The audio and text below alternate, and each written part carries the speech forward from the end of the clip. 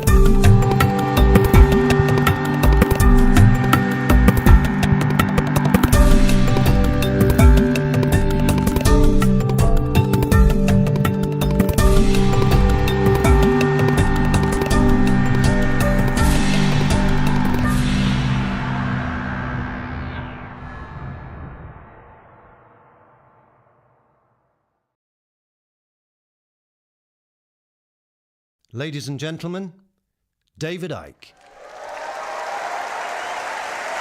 Thank you. Thank you very much. Thank you. Thank you. Thank you.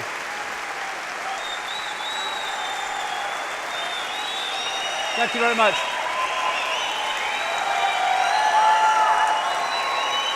Thank you. Thank you. Thank you very much. Well, what an amazing day, what an amazing event. We've got people here from India, Finland, Sweden, Canada, America, and all over Britain, and all that stuff. Iceland, yeah. And I'd like to thank everyone for coming. I'd like to thank all the crew who've made this possible, to JP and Sean. Thank you, and to Dave Elliott and all the crew that have made this possible. And also to Bill. Bill has come all the way from America. He's an American professional TV cameraman, and he's come over here to work on this event just because he believes in what we're trying to do. So thanks for Bill for coming. Thank you. And also in the audience, somewhere out there, because it all looks black to me, is a lady called Yava. Are you there, Yave? There, she's over there.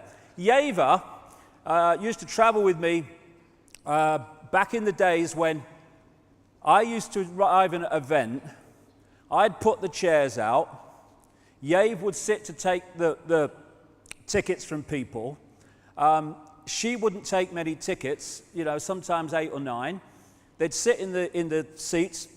I'd talk for hours, and then they'd leave, and I'd put the chairs out, and me and Yave would go and have a little chef or something, saying, "What's it all about, Yave? What's the point, Yave?" Well, this is the point. Because if you keep going and keep passionately moving forward for what you believe in, the tide or the sea does tend to open. It's when you think, "Oh, no, big problem, feel sorry for myself, I'm out of here." And on that very subject, before I start, 37 years ago this month, I met a lady called Linda who has been my rock ever since, right to this day. She's the one that organized this event. And I stand on the stage and do the words, but she makes it possible by working her socks off day after day, week after week. And I'd just like to take this opportunity to acknowledge the fantastic work that she's done and the contribution she's made to my life, never mind to the work that we're trying to do. So thank you to Linda.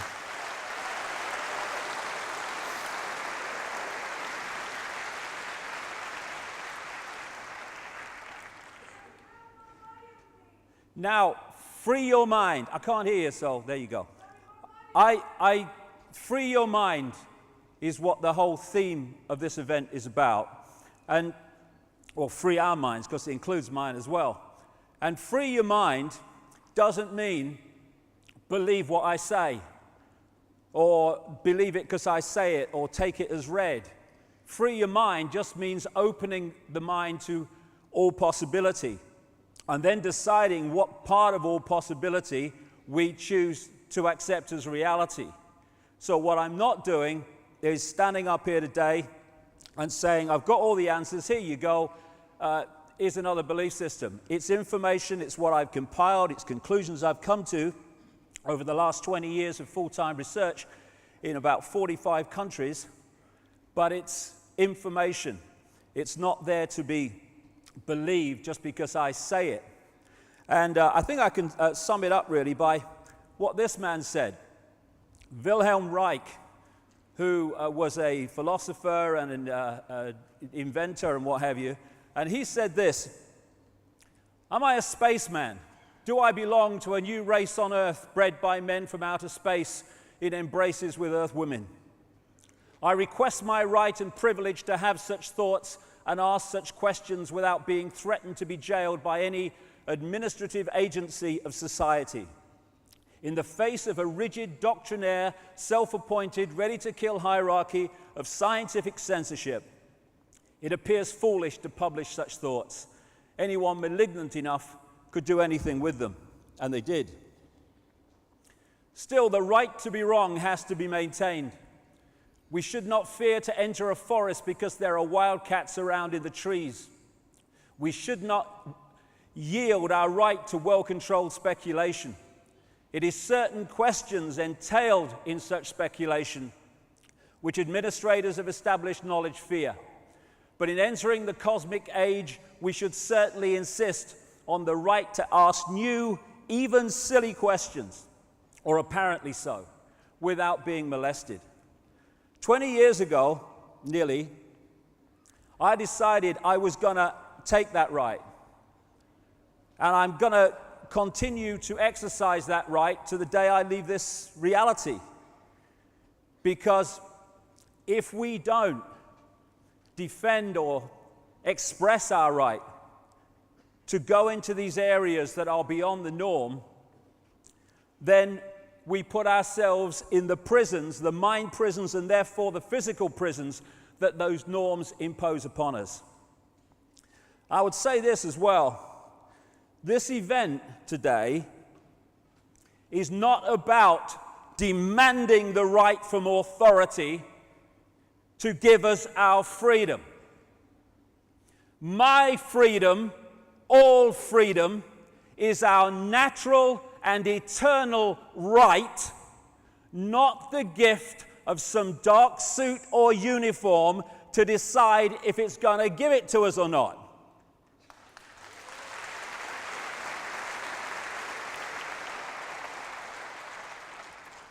And so this is also not a day for being intimidated and frightened by this big brother crap and all these goons in uniform who seek to impose someone else's will upon us. It's just about exposing the way they're seeking to enslave us so we can see the game and therefore not play it. In fact, my attitude to Big Brother can be summed up thus.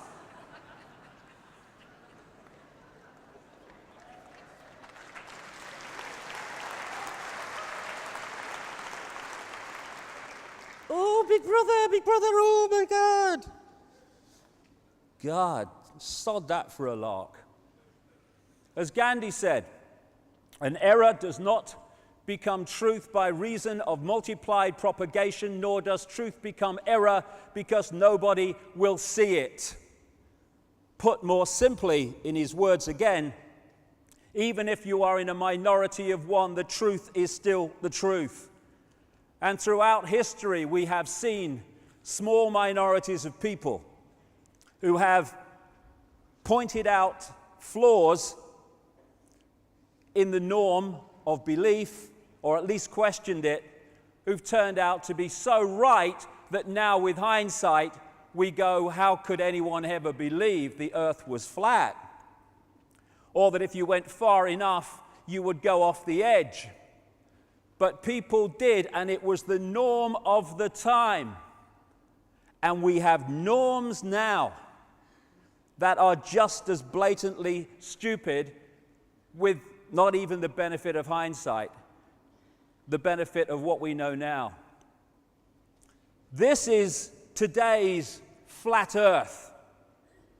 The fact that we live in the cutting edge of human evolution, the cutting edge of how far humanity has come,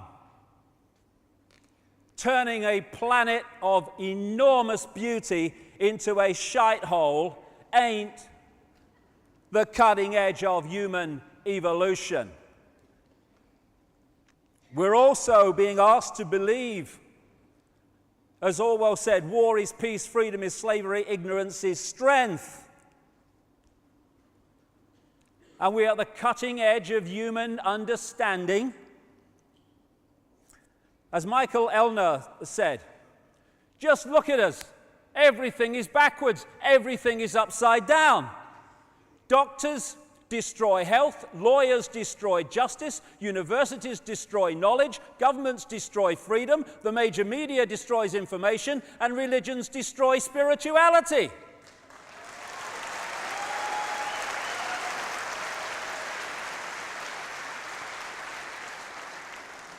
I think there's more to know here.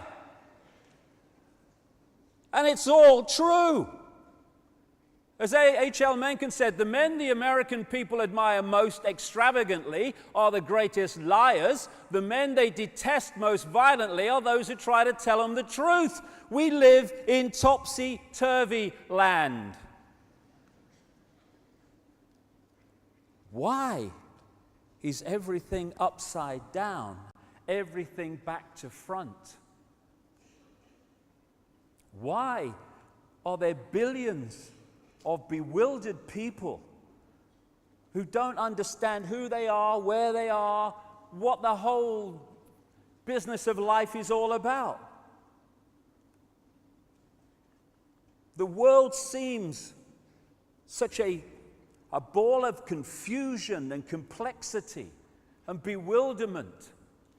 But it is when you don't have the coordinates to connect things together. Because when you connect the dots, you start to see that apparent complexity as it's played out, an apparent bewilderment as it's played out, has a very seriously clear picture that emerges. Because as you connect the dots between different people, organizations, places, religions, history, suddenly the picture starts to form. Oh, so that's it. If you don't connect the dots, it's just a mass of what's all this about. When you connect the dots, you get the elephant in the living room. You can start to see daily life and the daily news, or passes for it, and all this stuff in a completely different light. And suddenly, what seemed to be incomprehensible starts to make clearer and clearer sense. And that picture, as the dots are connected, the debts too, it's all part of it, is that there are two prime realities that we are experiencing. We're experiencing the movie. That's the movie version of reality that we're given by the mainstream media, by what passes for education, and all the other sources of mainstream information, which explain away events in the world in a certain way. But behind that, it becomes clearer as the dots join up that there is another agenda behind that, which the movie is simply there as a cover story to obscure and hide. And the foundation of that cover story, or the foundation of that secret agenda, is to get billions of people on this planet to wear a mask and play out a false identity that they don't even know is false. You know, we can talk about banking scams and political scams and secret societies, and we should and we will later on as we go through this. But what those involved in the research of all this whole conspiracy stuff, I feel, need to appreciate is if that's as far as you go and no further, then you too are playing a kind of movie, because you are looking at how it's playing out instead of the real foundation from which this whole conspiracy is based. And that is manipulating people to believe they're something they are not and to forget what they really are.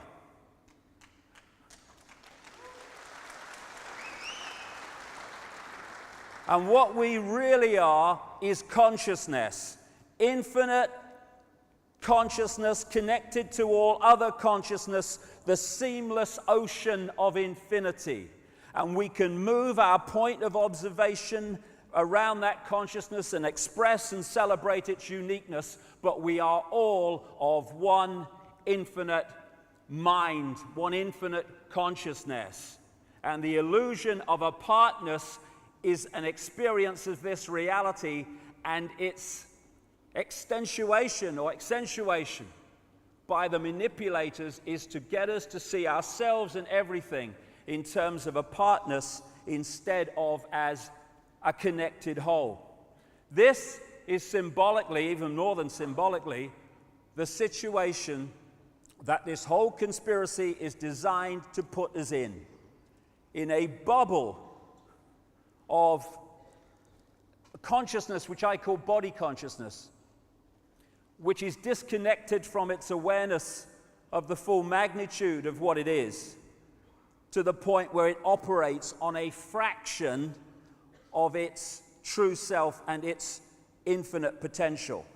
So in that sense, you can get all that has been, is, and ever will be reading the frickin' sun and believing the date.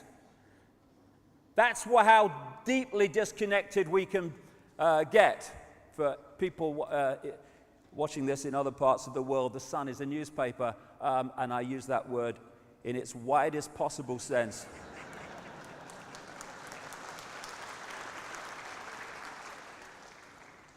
You know, my brother said to me years ago, he said, you know, Dave, what's it all about? He said, you're born.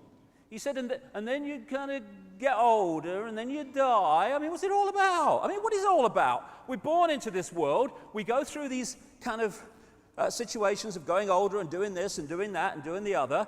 And then we get older, and loads of people in the world, vast numbers of people, it's a struggle and it's an effort and it's a daily grind, and am I going to survive another day? And then at the top there, oh, you know, what will God think of me? You know, I mean, it's a great line, isn't it? Hey, you know, some travel agent on some other dimension. Hey, great vacation holiday, mate. What you do is you go into this dimension, you're born, you struggle all the way through it, lots of emotional upheaval. Then you get older and your body starts to break down. And then some guy on a cloud decides if you're going to go and sit next to him, or if you're going to go to hell and stoke the fires forever. I mean, you think, yeah, I'll have 2 tickets, wouldn't you? What's it all about? I mean, there's got to be something else. If there isn't, I'm out of here and I'm staying. So, we are struggling to understand the world because we don't have the coordinates, which I'll come to. And it's obviously a world with some major problems in terms of its operation and the way it's run. Doctors destroy health. Doctors destroy health because health is not about health, it is about wealth. It's the transnational drug corporations controlling the medical system, so the scalpel and the drug is the only response, overwhelmingly, to human dis-ease. And you know, some of the side effects of these drugs, if you've ever been to America and listened to the drug adverts is one after another in America. They pay for American television, these things. And because of the law there, they tell you what the drug does, or supposed to, and then they have to reel off all the side effects. But they're not side effects, you see. That's another little con. Oh, these are the side effects of this drug. No, they're the effects, mate. Not side effects, the frickin' effects.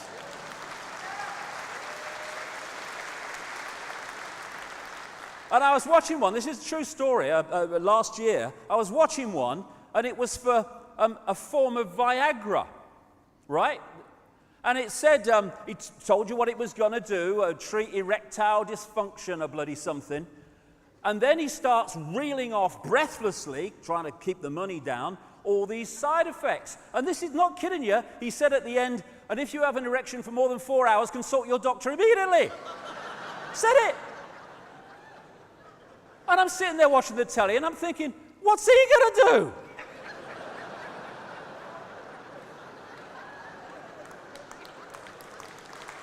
I mean, excuse me, doctor, I've got this problem. What do you want me to do? The world's mad. God, I tell you what, if I had an erection for 4 hours, I wouldn't consult a doctor. I'd thank bloody God, me. 3 hours, 55 minutes, bigger than my bloody record already, I'll tell you.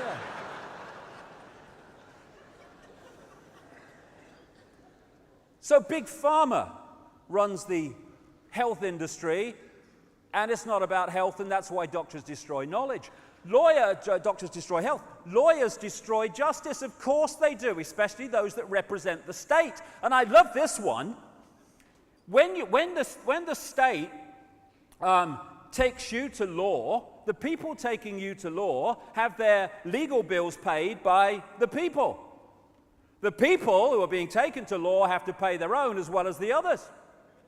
And then when someone wants to take the government on for something the government's done, the government defends itself with the money through the lawyers paid for by the people, and the person taking the government on has to pay their own as well as that. Universities destroy knowledge, of course. The one thing you don't want, if you want to create a centralized dictatorship, is a thinking, sharp-minded, open-minded, aware population that can see through your crap. So you sell them from cradle to grave the belief system you want. You just program their minds to see the world the way that suits your agenda. All over the world, we must have education. Yes, let's try it. Let's have some education instead of indoctrination of a belief system. Governments destroy freedom. Of course they do. I mean, governments are not there. Let's get this sorted out.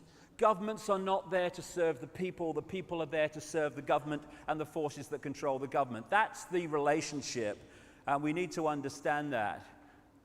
You've got the dark suits who orchestrate, front up this political agenda for the Orwellian state, and they come from certain bloodlines, which I'll come to,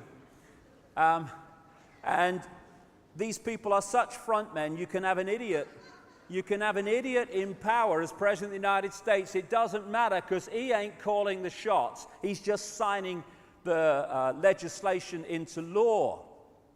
So much so that when he's doing press conferences, he's got this wire in his bloody ear telling him what to bloody say if he gets in trouble, which is most of the time. And this world is at the cutting edge of evolution. Mr. President, okay, that's good. Okay, now what we're going to do, Mr. President, we're going to have the big finish, the big Churchillian finish. Okay, go. Our enemies are innovative and resourceful, and so are we. They never stop thinking about new ways to harm our country and our people, and neither do we.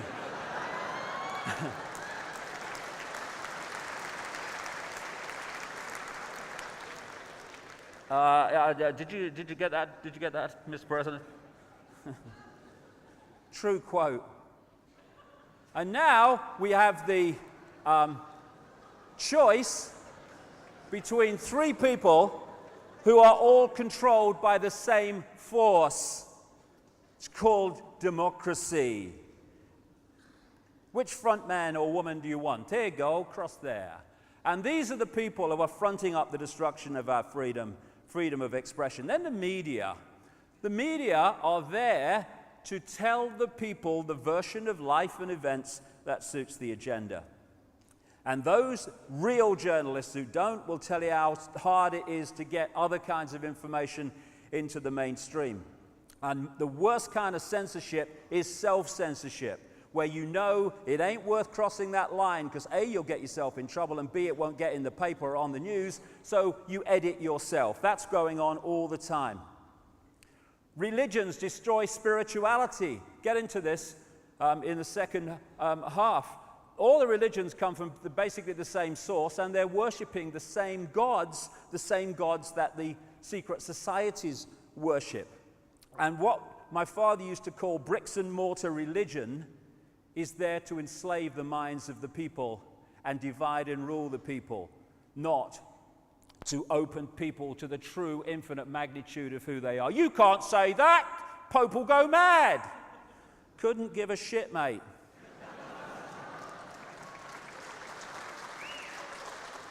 It's a mad world which is sold to us as sanity and rational. And it's held together by what my friend Mike Lambert, who's in the audience today, calls repeaters. People just repeat facts because they've heard them from someone else, and then it becomes conventional wisdom, conventional knowledge, and everyone believes it. As Oscar Wilde said, most people are other people. Their thoughts are someone else's opinions, their lives are mimicry, their passions are quotation. And Mark Twain, I love this one, in religion and politics, people's beliefs and convictions are in almost every case gotten at second hand, without examination from authorities who have not themselves examined the questions at issue, but have taken them at second hand from other non-examiners whose opinions about them were not worth a brass farthing. There you have where the conventional knowledge, wisdom, this is how it is, mate, comes from. It's a war on the human mind and human perception so we see the world and ourselves in ways that allow this conspiracy to go on. And also, society is structured to keep us busy, moving. Oh, mortgage. Oh, my God, rent. Oh, my God, job. Oh, my God, what's happening? Oh, it's a credit crunch. Oh, my God, food prices. So no one goes, so that's what's going on, because you're too busy trying to survive. That's the idea.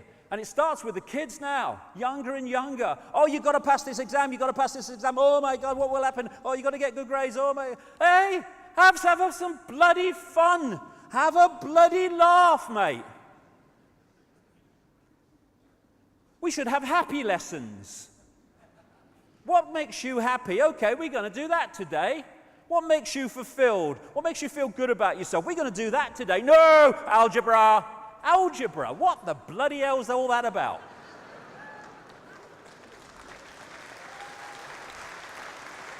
I could never work it out. I never tried, really. What does X equal? Couldn't give a shit, mate. Whatever you say. Ain't bothered. I've lived 56 years, right? I've never used bloody algebra. I've never entered my mind. Shh. Get that one. Delete file. So we have this world of apparent confusion because of the way that it operates. We turn out shite that we don't know what to do with. We reach a level where we can create amazing technology, and we use that technology to pepper bomb cities full of civilians. And you know, we've at the cutting edge of evolution. We can kill more people in one go than ever before. Hey! Isn't it great to be human? And this is what we do in the name of freedom. We think it's okay for children to sign their names on bombs which end up on children just like them in the Lebanon. But we don't want to talk about that.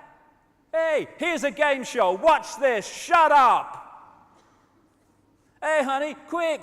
She's going for the car.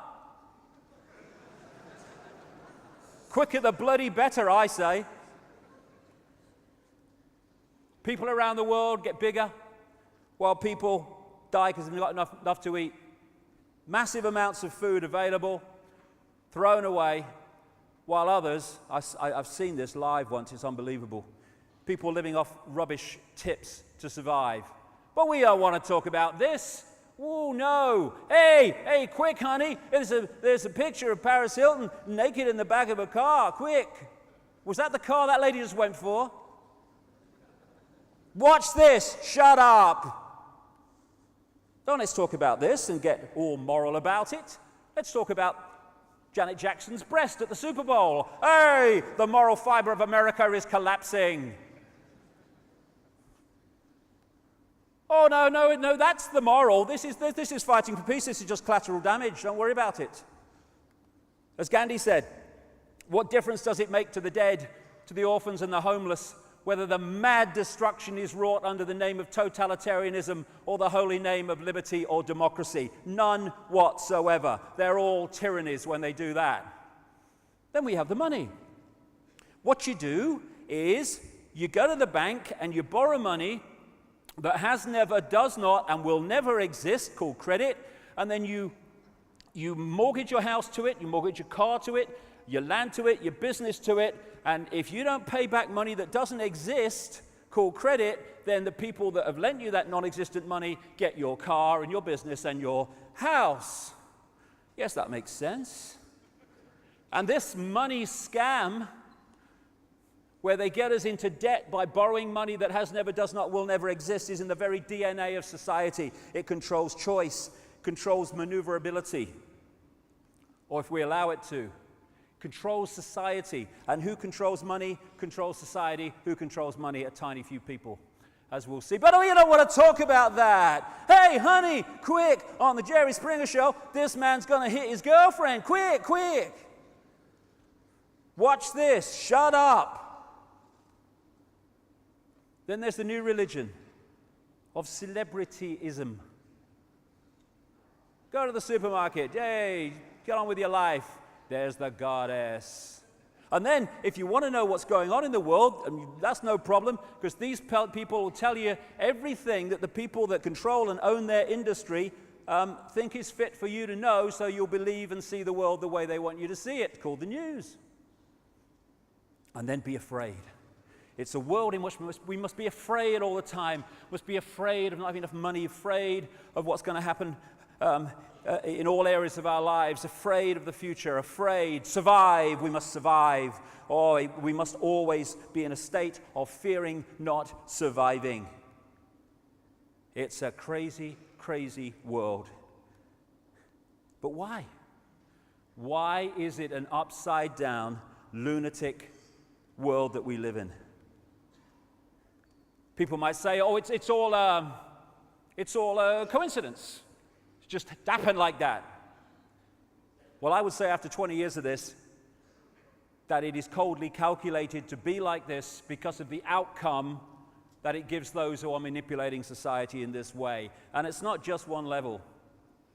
There are multi-levels to this conspiracy. Yes, there's dark suits sitting around a table and orchestrating this to an extent, but they're still the gophers playing it out. It goes much, much deeper, and we'll go there as we go along today. The reason we are confused about the world and everything that goes on in it is because we don't have the coordinates. We don't have the coordinates from which to see how things fit together. I remember I was on the Isle of Wight ferry once, and what it does, it comes out of Portsmouth Harbour, it goes along the coast a little bit, and then it turns out and goes across to the Isle of Wight. Well, it was so foggy on this day that you couldn't see the land here as you normally could. So you're going along, and you just see fog. And after a while, it seemed to me and others that it was just going straight. And I thought, this sodding thing's going to France. What's going on? And I said to one of the crew, what's happening? This is not going the right way, is it? And the next thing you know, the Isle of Wight pier appeared in front of us. It had actually gone absolutely the right way. But because I didn't have the coordinate in which to make sense of that, I was completely lost in the direction I was going. That was so symbolic of the way it works.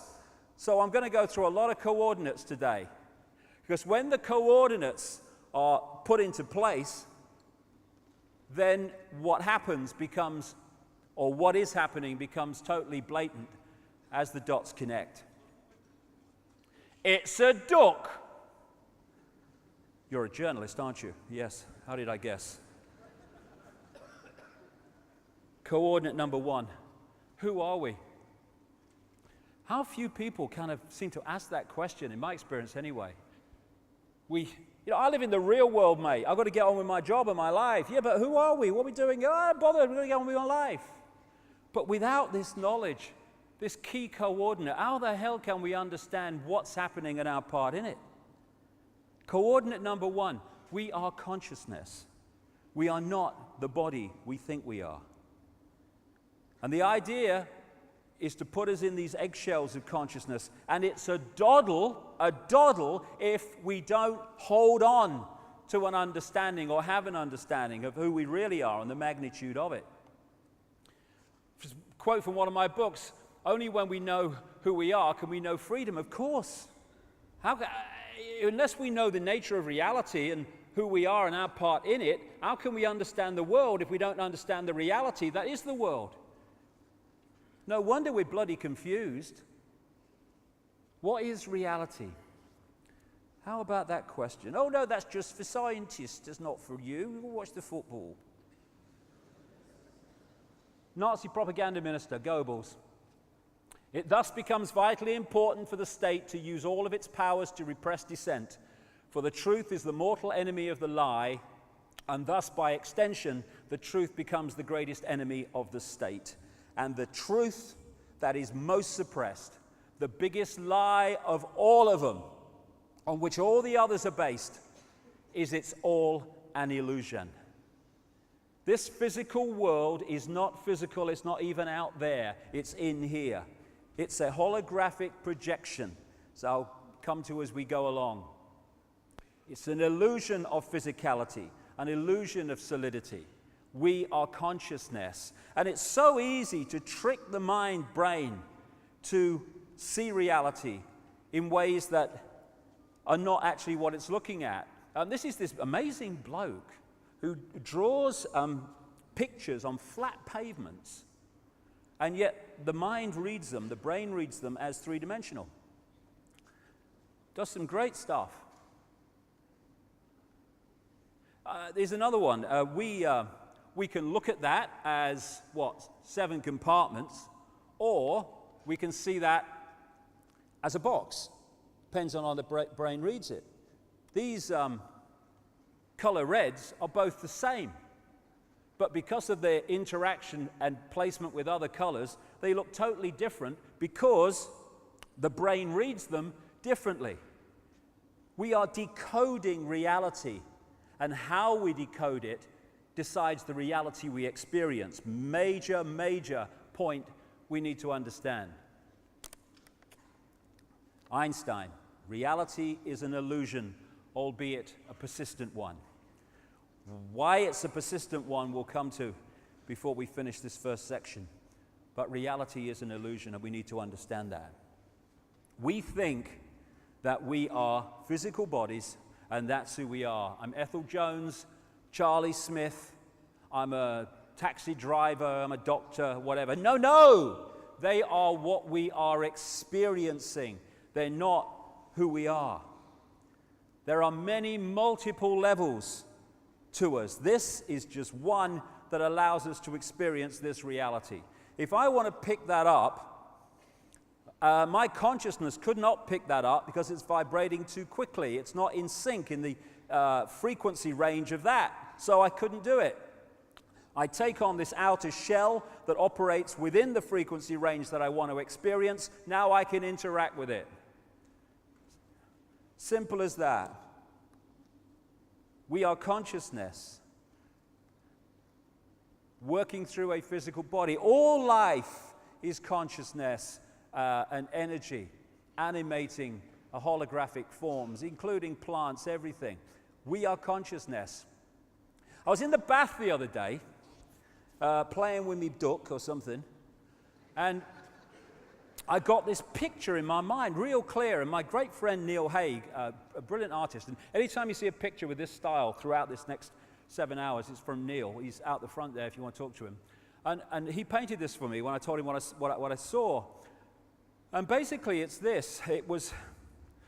This is consciousness, symbolically, that infinite consciousness that we are. And I saw an eye appear in the consciousness there, and out of it came this telescope. And it was looking into this world that we're experiencing. And as the telescope appeared, so it morphed into a human body. And that's what the body is. It's a telescope that allows consciousness to experience this reality of apparent division, and have the experience of that. But we've got trapped in the belief that that is the totality of who we are. Consciousness and the body interact during an experience here, but the body is not who we are. It's interesting, this energy field we call the aura, whatever, you have energy coming down through the top of the head and out and going the other way, and it's like an electrical burst of energy going through the body, which throws out this electromagnetic field that we call the aura.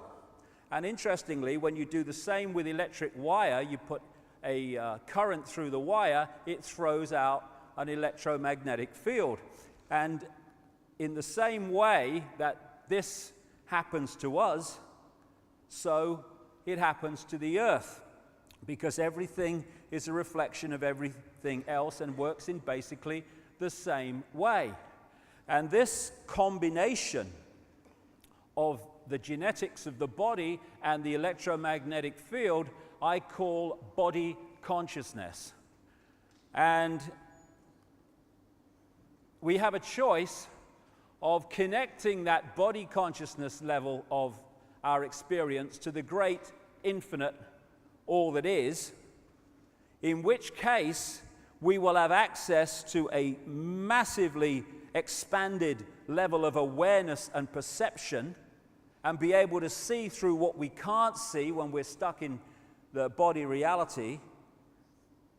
Or, and that's what this is basically, this eggshell I talk about, it is the body consciousness, the auric field working directly through the body. And if we get isolated in that, then our level of reality perception and what we can perceive and expand our mind to understand is massively suppressed. And this is the situation that we face in this world. People who are infinite consciousness operating at the level of body consciousness. And that's exactly where the manipulators want us. Because if we are not connecting out there and getting our insight, inspiration, intuitive knowing from out there, then where do we look to get a fix on who we are and what's happening in the world? We look that way, through the ears and the eyes. And who's controlling that information? Those that control the media, education, etc. Gotcha.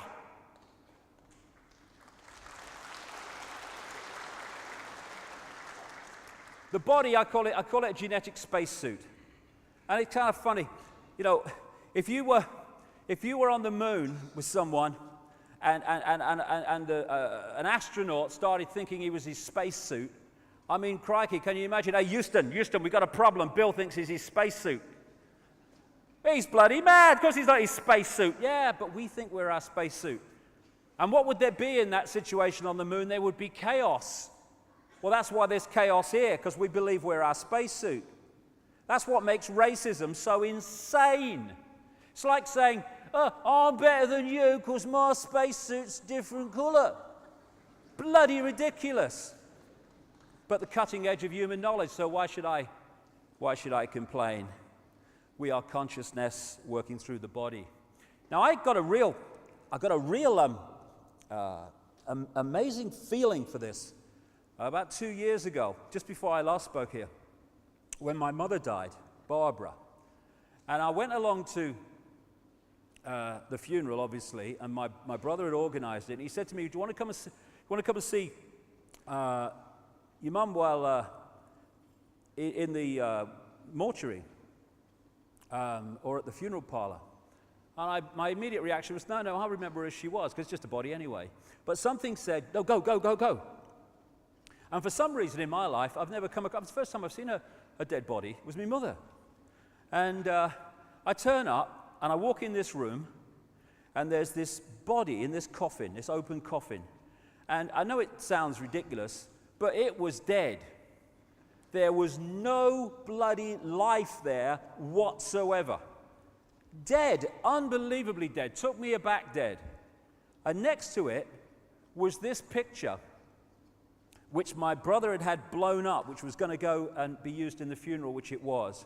And there was my mother's absolutely dead body, and there was this picture of my mother absolutely full of life, full of energy, full of sparkle. And I stood there, and I could see in those two images what life is, what consciousness is, because that was alive, that was dead.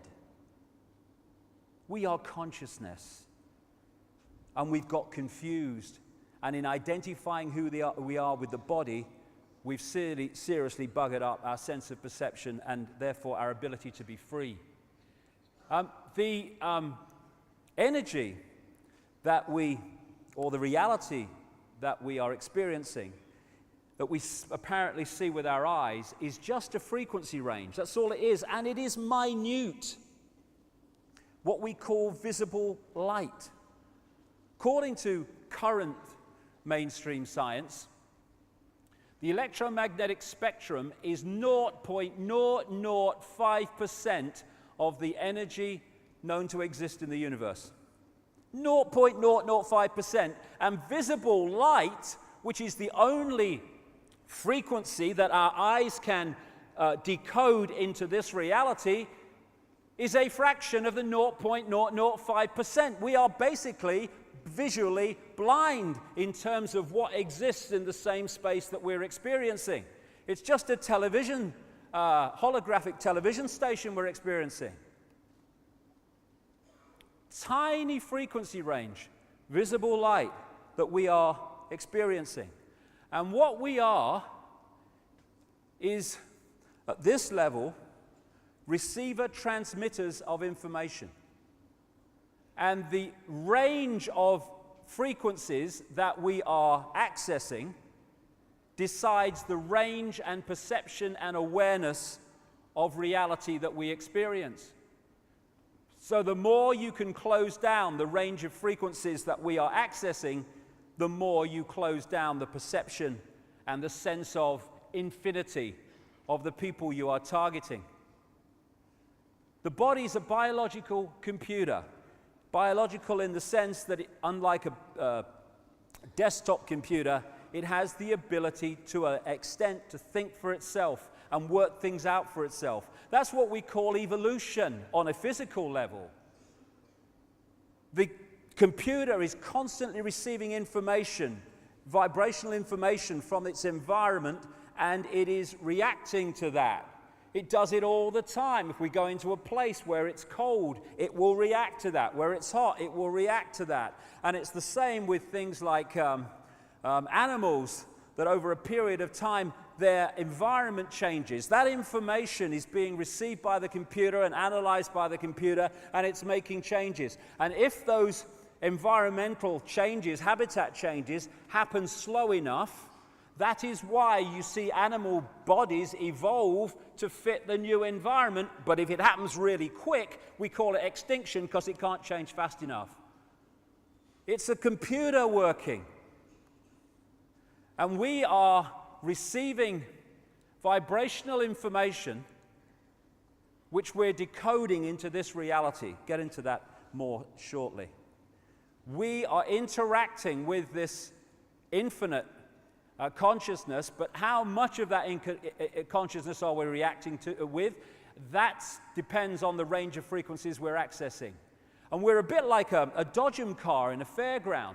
You know, you've got the dodgem car, it's going round, it's doing everything, lots of energy, and then once the power is switched off, it's, hey, my car's gone dead.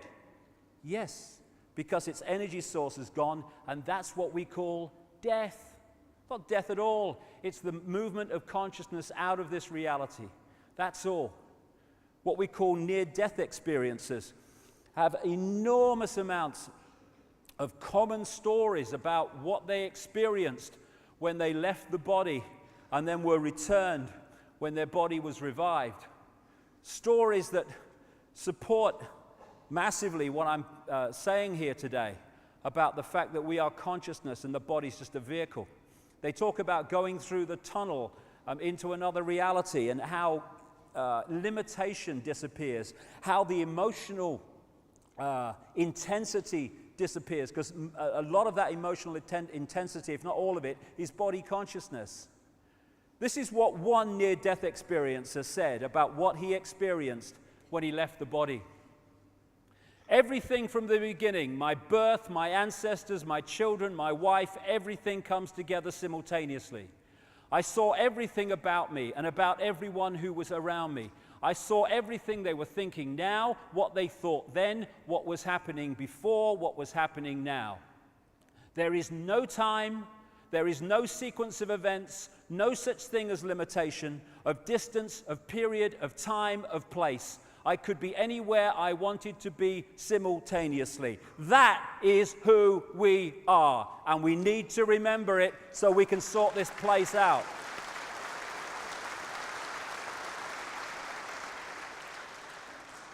What do you mean there's no time? That's stupid. Oh, right. So, manufactured time is on my wrist. If I cross a certain invisible point in the world, I enter yesterday or tomorrow. Ridiculous. It's a decoding illusion, time and sequence. As William Blake said, to see a world in a grain of sand and heaven in a wild flower, hold infinity in the palm of your hand and eternity in an hour.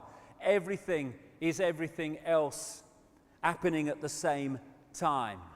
It's a decoding process. If you are watching a movie on a DVD on the telly, where you are in the movie, you think is the present.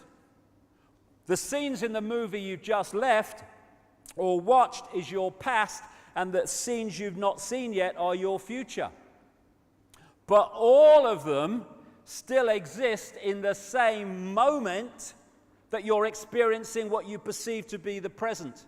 And if you run back, bingo, you're in the past. You run forward, you're in the future. No, you're in the same now.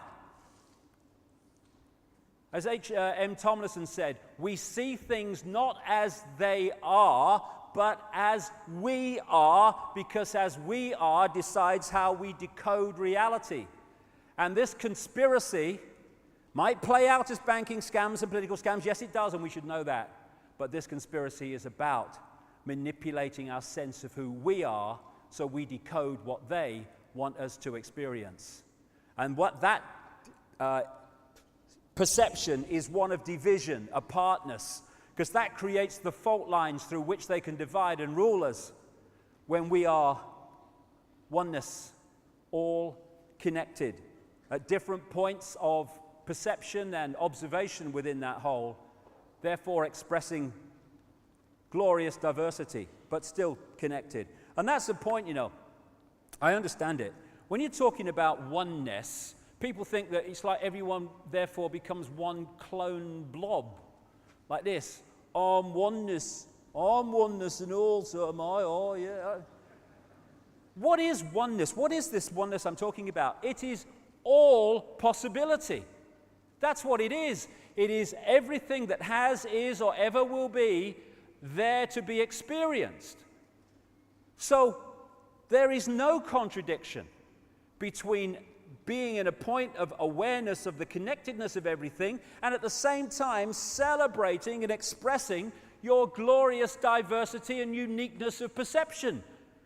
Indeed, the uniqueness of our expressing of our lives is honoring, if you like, the oneness that is all, because it's all possibility. What you get, ironically, when you disconnect from that into that, is you get a situation where you do get people who are, you know, I'm not oneness, neither am I, I'm not oneness. You do get uniformity, because people start operating on the same tiny range of frequencies, and therefore they start acting and seeing the world the same. Everyone thinks the same, everyone's tuning to the same bloody station. That's why we think when we experience the world, and understandably it seems like that, and the way we decode it, that the world is out there, that it's out there. In fact, it's just a projection. It's all going on in our minds, in our heads, as we decode reality. As the great Bill Hicks, the American comedian, said, what a great man he was, great man. All matter is merely energy condensed to a slow vibration. We're all one consciousness experiencing itself subjectively. There's no such thing as death. Life is only a dream, and we are the imagination of ourselves. And that's the foundation of the conspiracy, manipulating our imagination of ourselves. Infinite love is the only truth. The existence of an infinite consciousness is the only truth. Everything else is illusion. Everything else is the imagination of that consciousness made manifest and experienced.